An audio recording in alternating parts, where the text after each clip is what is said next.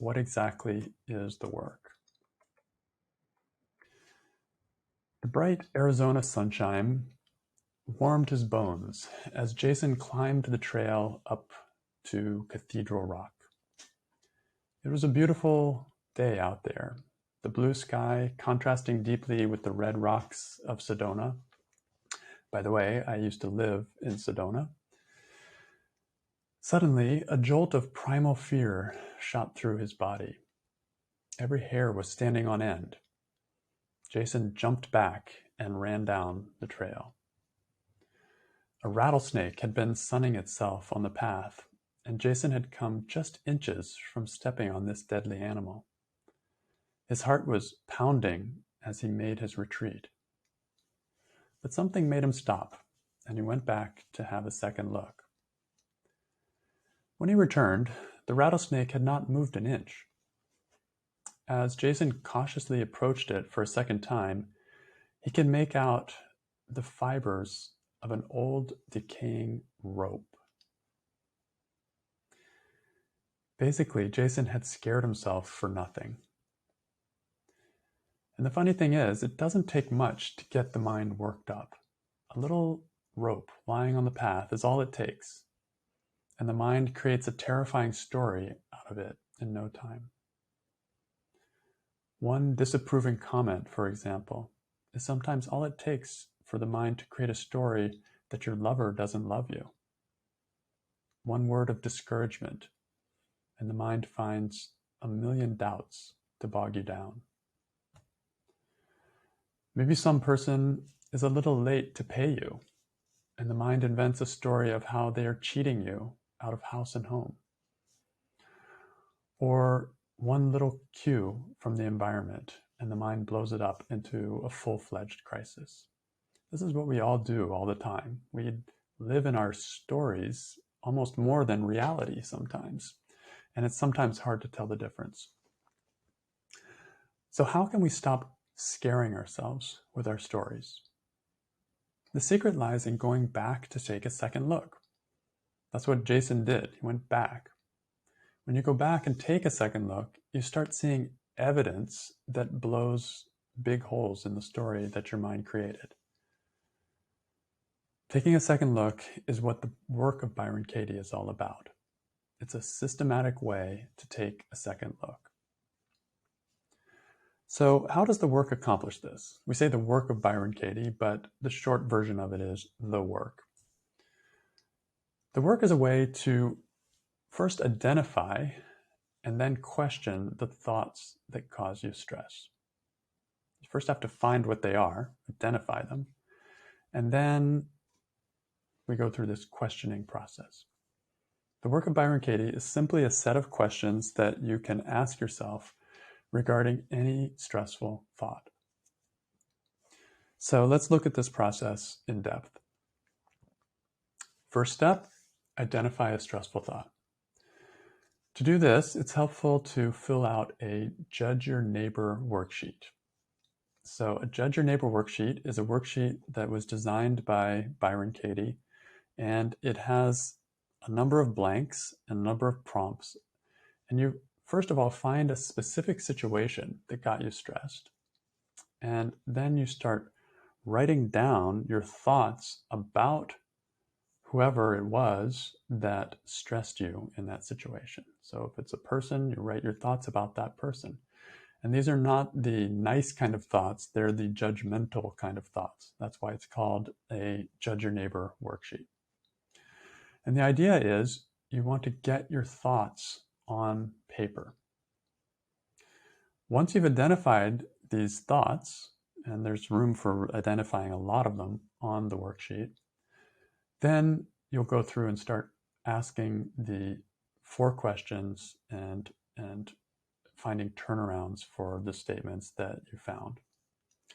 But it's as much a meditation to identify the stressful thoughts that are bothering you in a particular situation before you even get to the questioning part. So don't rush that part.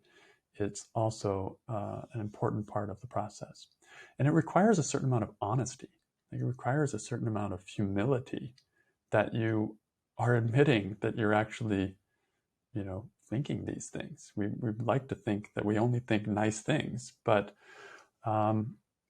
when push comes to shove and we get stressed, we think all kinds of stressful kinds of thinking. And so the idea is to get those thoughts verbatim out onto the paper where I can look at them objectively and then begin to do the work.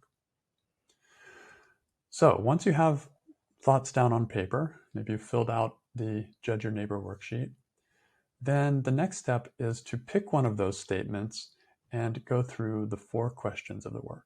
4 questions are: 1, is it true? So I'm really asking, is it true? This is going back and taking a second look, right? Number 2, can you absolutely know it's true? Then 3rd question is, how do you react? What happens when you believe that thought?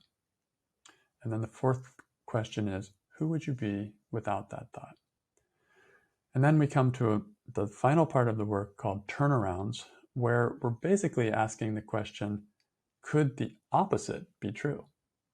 And there may be several opposites or turnarounds to the original thought. Let's look at each of these pieces of the work in a little more detail. So the first one, is it true? This question is meant to slow you down. It makes you pause and reconsider. Is it true that Jason almost stepped on a rattlesnake? This question asks you to go back and look. In fact, all the other questions of the work are really elaborations of this question, is it true? And the answer to the question, is it true, is yes or no. And it's easy to want to go into explanation about it, or to kind of, the real essence of the exercise is to give yourself time to consider the yes or consider the no, but to actually get in touch with what seems closest for you at that moment. Get in touch with your own experience. And it doesn't have to be perfect. You can change your mind, but land on a yes or a no. That's part of the exercise. If the answer to question 1 is a no, then you skip question 2 and go straight on to question 3. But if your answer is a yes to, is it true, then there's a second question. Can you absolutely know it's true? And again, the answer is just a yes or a no. But this is yet another chance to look again. It's like going back, taking a second look. Now we're taking a third look. And if question 1 is like taking a vote, is it true? If 51% of me says yes, then I'll go with a yes. Question 2 is more like, I'm looking for an anomaly. If I can find even a shadow of a doubt that it's not true, then my answer is no. So I'm looking for that one exception. Is it possible that it's not true, even though I'm pretty sure it's true? And if I can find something, then I would go to a no. So once you've gone through these first 2 questions, the third question is, how do you react? What happens when you believe that thought? Now, this is an opportunity to take a look at how the stressful concept is affecting your life. It's time to simply report your reactions, not explain them. If Jason were doing the work on the snake, he would be reporting that he was scared, that he ran away, that his hair stood up on end, that his heart started beating. These are reactions. So we're reporting the reactions. We go back into the situation and report the reactions that I had when I'm believing that thought. In this question, report your emotions. Report the physical sensations that you feel. Report the way you treat other people when you believe the thought, especially if you were judging a particular person. How are you treating that person in that moment when you're believing that thought? And then how do you treat yourself in that same situation?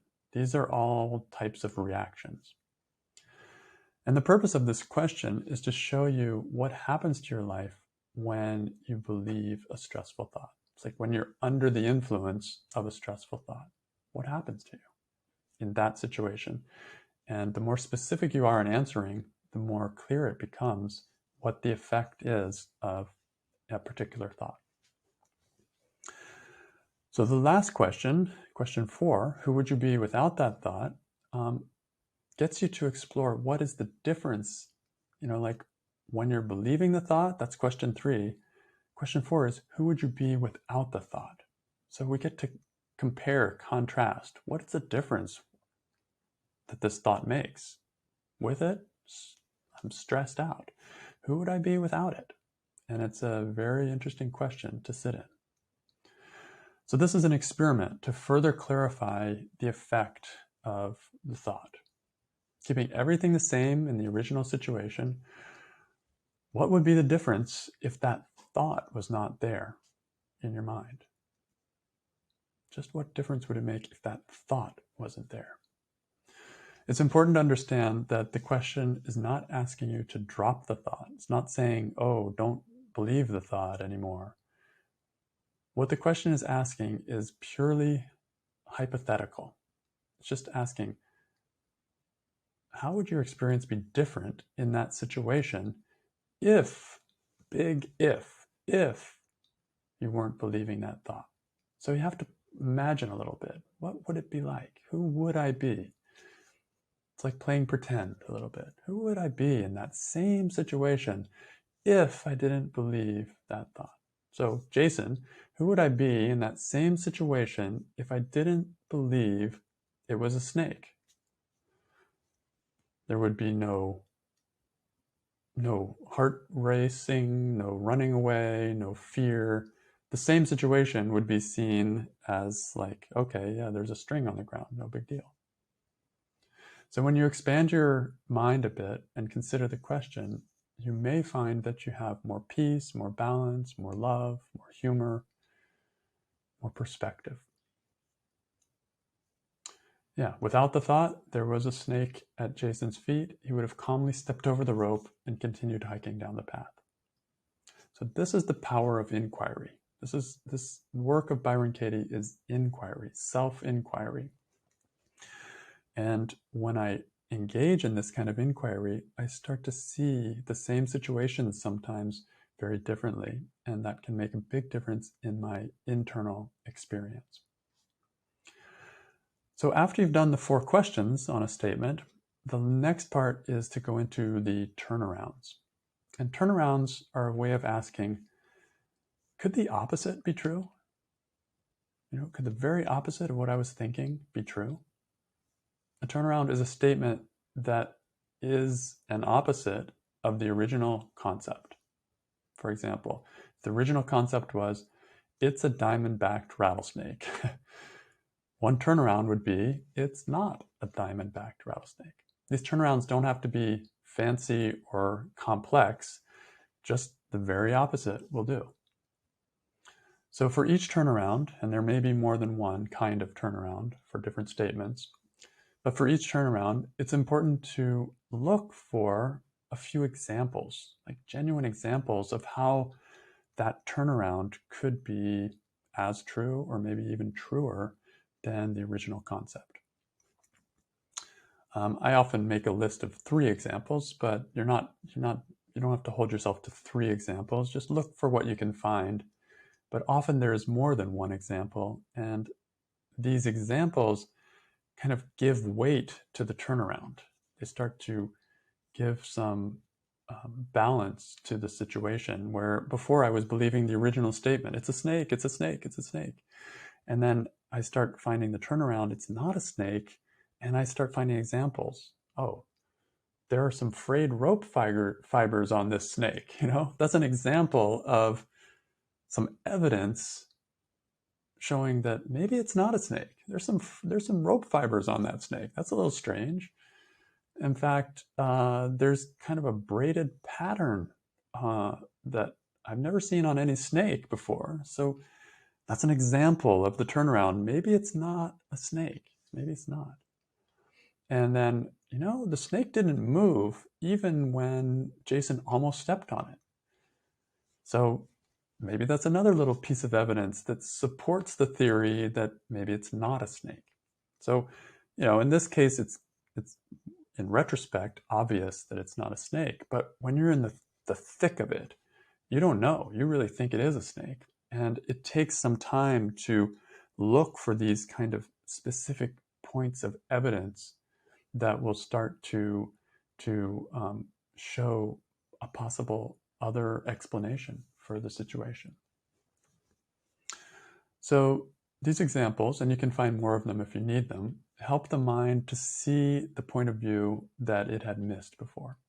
They help the mind see more of the reality of the situation, or at least a more balanced view of the situation. Sometimes you can't know exactly what is the truth, but this is a little more balanced view of it. Maybe it's a snake, maybe it's not. It's a more open mind, and this balances the original story. So looking for 1, 2, 3, or more genuine examples for each turnaround can be very helpful. But if you don't find genuine examples for some turnarounds, that's okay too. The work is just an exploration. And you can just simply keep moving to see if there are other turnarounds to explore. Not every turnaround is like, wow, okay, got it, yeah, right. It's some of them make sense, some don't make sense.